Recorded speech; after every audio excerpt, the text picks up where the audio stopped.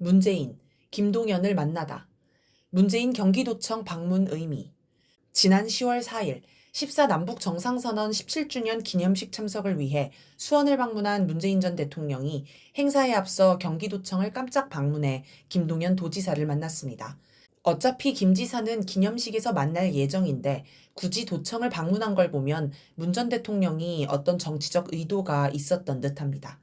김 지사는 1층 정문 앞까지 나가 문 전 대통령을 맞이했고 400여 명의 경기도청 공무원도 모여 환영했습니다. 일부는 환영 피켓도 들고 있었습니다. 문 전 대통령과 김 지사는 5층 집무실로 이동해 40분가량 대화를 했고 이후 광교 호수공원으로 자리를 옮겨 1시간가량 산책하며 추가로 이야기를 나눴습니다. 전직 대통령과 현직 경기도지사의 만남 자체도 눈길을 끌었지만 대화가 길어지자 대체 무슨 이야기를 나눴는지에도 관심이 몰렸습니다. 김 지사는 민주당 내 반 이재명 세력의 유력 인물 가운데 하나입니다. 지난 4월 총선 과정에서 민주당이 친명계로 정리되자 김 지사는 당권에서 밀려난 반명 세력을 적극적으로 흡수했습니다. 친문 핵심인 전해철 전 의원을 도정자문위원장에 위촉하고 문재인 정부 청와대 선임 행정관이었던 안정곤을 비서실장으로, 청와대 대변인이었던 강민석을 경기도 대변인으로, 노무현 정부 청와대 행정관이었던 신봉훈을 정책실장으로 임명했습니다. 지난 1월에는 문재인 정부 청와대 국정기획상황실 선임 행정관이었던 김현곤을 경제부지사로 임명했습니다. 특히 전해철 전 의원은 도정자문위원장에 위촉되면서 김동연 도지사와 함께 일하게 된 정치적 의미에 대해 전혀 부정하고 싶지 않다라고 하였습니다. 친문 세력이 김 지사와 손을 잡았다고 선포한 것이나 마찬가지입니다. 한편 문재인 김동연 만남 직전에 이재명 민주당 대표가 2개의 재판에서 구형을 받았습니다. 검찰은 9월 20일 공직선거법 위반 사건에서 징역 2년을, 9월 30일 위증교사 사건에서 징역 3년을 구형했습니다. 만약 대법원에서 금고 이상의 형이 확정되면 이 대표는 차기 대선에 출마하지 못할 수 있습니다. 현재 유력 대권주자인 이 대표의 낭만은 한동훈 국힘당 대표 등 여당의 대권주자는 물론 야당 내 반명 세력에게도 청신호가 됩니다. 이 대표 사법 위기가 가시화하자 문재인 김동연이 만났습니다. 그러니 그들의 의도는 비교적 분명합니다. 이 대표 재판을 앞두고 반명 세력이 어떻게 당을 장악할지를 논의했을 것입니다. 이를 두고 신율명지대 정치외교학과 교수는 여성경제신문 칼럼에서 이재명 대표의 사법 리스크가 가시화되기 시작하니까 민주당 내부의 권력지형 변화 가능성이 제기되고 있고, 이런 상황에서 김 지사를 방문했기 때문에 문 전 대통령이 이런 민주당의 변화에 모종의 역할을 하려고 하는 것은 아닌가 하는 추측을 할 수 있다라고 해석했습니다. 어쩌면 지금 반명 세력은 이 대표가 몰락해 당을 다시 장악할 수 있는 절호의 기회가 열릴지 모른다고 여길지도 모릅니다. 테러에도 정권의 정치 탄압에도 살아난 이 대표지만 검찰의 집요한 공격에는 결국 무너질 것으로 기대할 수도 있습니다. 그래서 겉으로 표현은 못해도 상당히 흥분했을지 모릅니다. 사람이 너무 흥분하면 실수하고 사고를 치게 되는데 문재인 김동연 만남이 있던 다음 날 새벽에 발생한 문다혜 씨 음주운전 사건이 이와 관련이 있을 수 있습니다. 문 전 대통령 딸인 문 씨는 4일 저녁 7시경 한 음식점에서 1차를 하고 자리를 옮겨 자정이 넘도록 술을 마신 뒤 5일 새벽 2시 50분께 만취한 상태에서 음주운전을 하다 사고를 냈습니다. 운전하기 직전인 새벽 0시 38분께 한 음식점에 들어갔다가 식당 주인이 너무 취했다며 나가라고 하자 탁자를 치며 소동을 일으키기도 했다니 정말 술을 많이 마셨던 듯합니다. 개인 사정이야 알 수 없지만 아버지가 김 지사를 만나 정치적 재기를 도모한다는 소식을 듣고 흥분했던 건 아닐지 생각됩니다. 한때 대통령의 딸로 살면서 누렸던 것들이 떠올랐을 수도 있을 것입니다. 아무튼 문재인 김동연 만남은 이 대표 재판을 계기로 반명 세력이 다시 당권을 쥐기 위한 태세를 갖추는 신호탄으로 보입니다. 여기서 주목할 인물이 몇 명 있습니다. 주진우 기자. 주진우 기자가 명태균을 장작 7시간 연속 인터뷰했습니다. 그 내용의 일부를 김어준의 겸손은 힘들다 뉴스공장에서 공개했습니다. 그런데 인터뷰 내용을 들은 사람들이 좀 이상하다는 반응을 보였습니다. 명태균은 현재 윤석열 김건희 정권 국정농단 사건의 핵심 인물입니다. 연일 이런저런 정보를 언론에 흘리며 정권과 여권 정치인들을 궁지에 몰아넣고 있습니다. 명태균을 인터뷰한 기자들은 뭐라도 특종을 터뜨리며 언론을 도배합니다. 심지어 채널A 같은 종편도 특종을 냈습니다. 그런데 정작 주 기자는 방대한 내용 속에 특종이라 할 게 없었습니다. 그래서 사람들 사이에 회자되는 내용도 없습니다. 윤건희 정권을 날카롭게 공격할 내용이 없는 것은 물론입니다. 주 기자의 명성에 비하면 매우 실망스럽습니다. 소문난 잔치상에 먹을 게 없는 꼴입니다. 주 기자는 이명박 정권을 맹공격했던 유명한 언론인이었습니다. 그래서 많은 이들이 주 기자가 윤건희 정권에서도 큰 활약을 해주기를 기대했습니다. 그런데 전혀 기대에 부응하지 않고 있습니다. 어떤 사람들은 주 기자가 윤석열 대통령과 친분이 있으며 우호적인 관계라고 주장합니다. 주 기자는 매우 오랜 기간 이명박 전 대통령과 삼성그룹의 비리를 추적했습니다. 2007년 BBK 주가 조작 사건을 취재하면서 이 전 대통령을 추적하기 시작한 주 기자는 10년 이상 이 사건을 파고 들어갔습니다. 이 사건을 다룬 영화 저수지 게임을 연출한 최진성 감독은 주진우는 자면서도 이명박을 찾고 꿈에서도 이명박을 수시로 본다라고 할 정도였습니다. 이 때문에 경찰과 국정원의 협박도 받고 검찰 조사를 받았습니다. 주 기자가 쓴 주진우의 이명박 추격기를 보면 나는 이명박이 그렇게 좋아하고 사랑하는 돈을 뺏고 싶다. 이명박의 돈에 대한 수사가 시작될 수밖에 없는 그런 기사를 쓰고 싶다. 평생의 소원이다. 라는 내용이 나옵니다. 또 삼성 비리 전문 기자로 자처할 만큼 삼성그룹 비리도 오랫동안 파헤쳤습니다.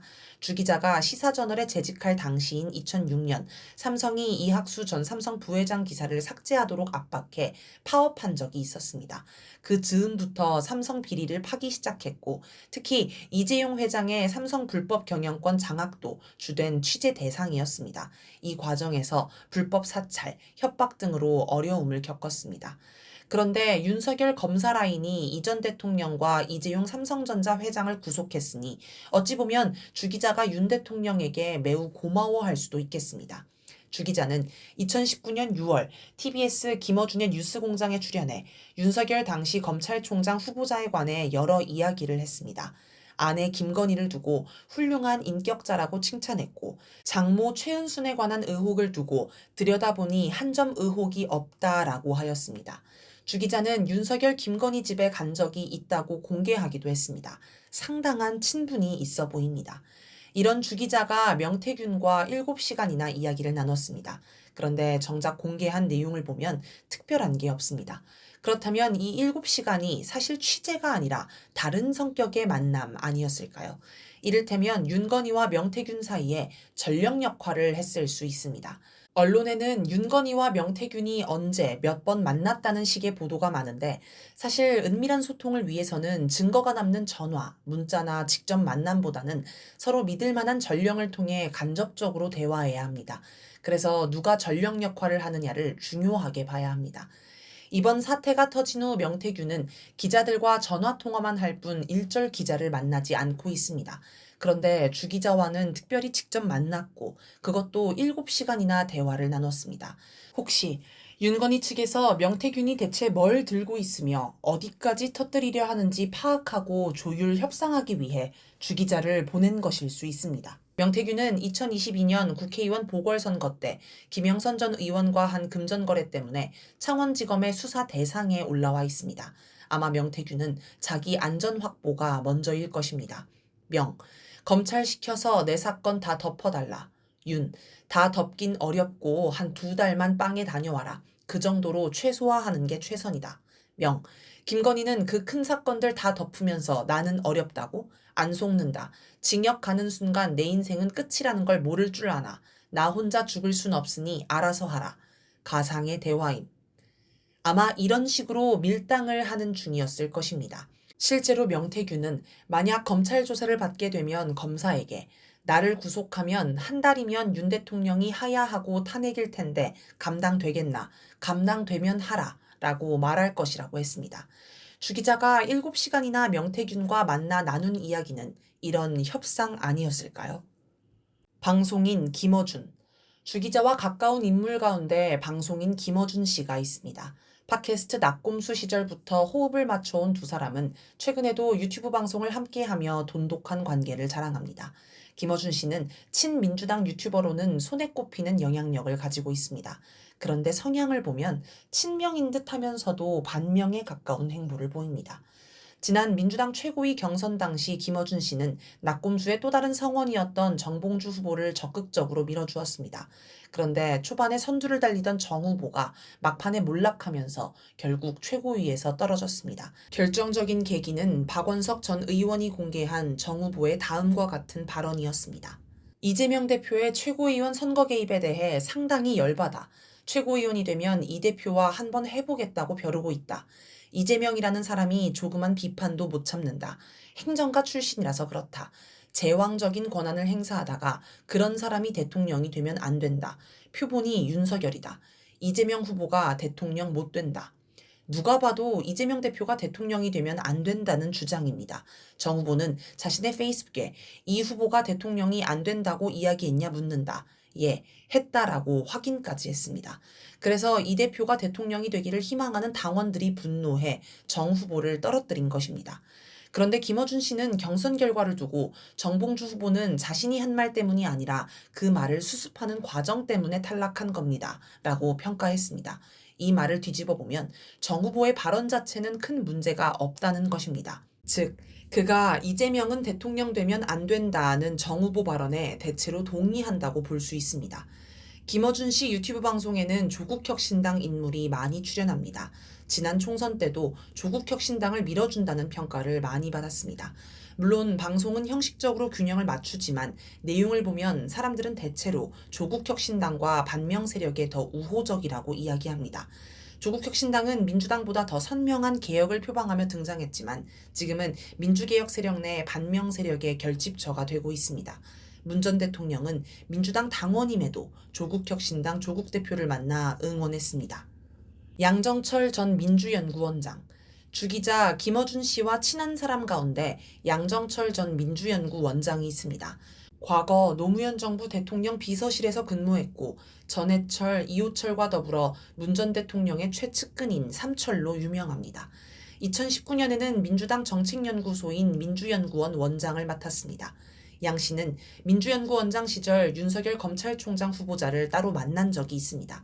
일각에서는 이 자리를 주 기자가 주선했으며 윤 대통령을 검찰총장에 강력히 천거한 인물이 바로 양 전 원장이라고 주장합니다. 이 때문에 양 전 원장이 윤석열 정권 창출에 기여했다는 비판을 받습니다. 한편 윤 대통령에 따르면 서울중앙지검장 시절에만 양 전 원장을 2번 정도 만났는데 그때마다 양 씨가 총선에 출마하라고 간곡히 권유해서 거절했다고 합니다. 양 전 원장은 반명 세력의 핵심 인물로 꼽힙니다.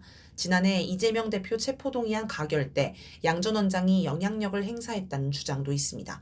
김정호 의원이 유튜브 방송에서 폭로한 내용을 보면 양 전 원장이 이 대표 체포동의안 가결을 막는 조건으로 대표직 사퇴를 요구했다고 합니다. 당시 민주당 의원 가운데는 양 전 원장이 공천에 개입해 당선된 사람이 꽤 있었습니다. 양 전 원장이 이들을 움직이면 반란표를 충분히 만들 수 있었습니다. 그러나 이 대표는 대표직 사퇴를 거절했고 체포동의안은 결국 가결되었습니다. 그래서인지 이번 총선 직후 윤 대통령이 양정철을 비서실장에 기용하려 한다는 이야기가 돌았습니다. 정황을 보면 전혀 없는 얘기는 아니었던 것으로 보입니다. 윤 대통령과 친분이 있으니 못할 일도 아닙니다. 이번에 드러난 김대남 전 대통령실 시민사회수석 비서관 직무대리와 서울의 소리 이명수 기자의 통화 내용을 보면 실제로 대통령실에서 양정철 비서실장 얘기가 나왔음을 알 수 있습니다. 또 김 전 비서관 직무대리는 용산에 십상시 같은 몇 사람이 있다라면서 걔네들이 김건희 여사와 네트워킹이 돼가지고 좌지우지한다라고 하였습니다. 대통령실은 원래 대통령의 손발이 되어 움직이는 사람들로 구성됩니다. 그런데 윤 대통령이 아니라 김건희 씨의 수족이 있다는 것입니다. 그리고 그들이 대통령실을 좌지우지하는 듯합니다. 여기서 최근 실세 중에 실세로 떠오른 인물이 황종호 행정관입니다. 김 전 비서관 직무대리는 내가 그거 황종호한테 들었잖아. 종호가 제일 확실한 거 아니야 라면서 황 행정관을 핵심으로 꼽았습니다. 대통령실의 다른 직원들은 황 행정관에게 꼼짝 못한다라고도 했습니다. 황 행정관은 대선 시기 김건희 씨의 목덜미를 잡고 기자들을 피하게 한 인물로 유명합니다. 그는 윤 대통령과 40년 이상 인연을 맺은 유력 사업가 황하영 씨의 아들로 윤 대통령을 삼촌, 김건희 씨를 숙모로 부르며 아크로비스타의 동거 수준으로 살던 인물입니다. 그런데 놀랍게도 황 행정관은 전에 양 전 원장의 운전기사였습니다. 보통 정치인, 고위관료, 재벌 등의 운전기사는 비밀을 많이 알게 되기 때문에 철저히 믿을 만한 사람으로 고용합니다.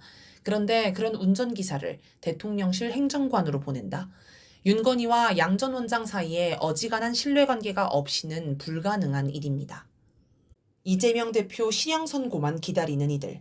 이처럼 주진우, 김어준, 양정철 등이 김건희 씨와 엮여 있습니다. 이들 반명 세력에 함께할 것으로 예상되는 이들도 있습니다. 이낙연, 김경수, 임종석, 조국, 김부겸, 이인영, 우상호 등이 꼽힙니다. 이들은 대부분 친문 세력이며 이 대표가 차기 대통령이 되면 등용될 전망이 없는 이들입니다. 만약 11월에 이 대표가 실형을 선고받으면 민주당 내 반명, 친문 세력이 사법 리스크를 명분으로 대선 주자를 바꾸려고 할 것입니다. 그들에겐 재기할 수 있는 마지막 남은 기회일 수도 있습니다. 그러니 총공세를 퍼부을 것입니다. 이건 한동훈 대표, 윤건희의 뜻과도 일치합니다. 시사저널은 9월 6일 차기 대권 양자 대결 여론조사 결과를 보도했습니다. 이재명 대 한동훈은 54%대 35%로 압도적입니다. 그런데 이 대표 대신 김경수, 김동연, 김부겸을 넣어보면 한 대표가 엇비슷한 성적을 냅니다. 국힘당이 볼 때는 김경수, 김동연, 김부겸으로 민주당 대선 주자가 바뀌면 해볼 만합니다. 이러니 한동훈과 국힘당 처지에서는 반명 세력의 움직임이 반가울 것입니다. 어떻게든 돕고 싶겠지요. 윤건희도 마찬가지입니다. 퇴임 후의 안전을 생각하면 이 대표 낙마가 필요합니다. 이런 상황에서 문재인 전 대통령이 김동연 도지사를 만나 반명 세력에게 신호를 보냈습니다. 이들의 움직임을 주목해 보아야 하겠습니다.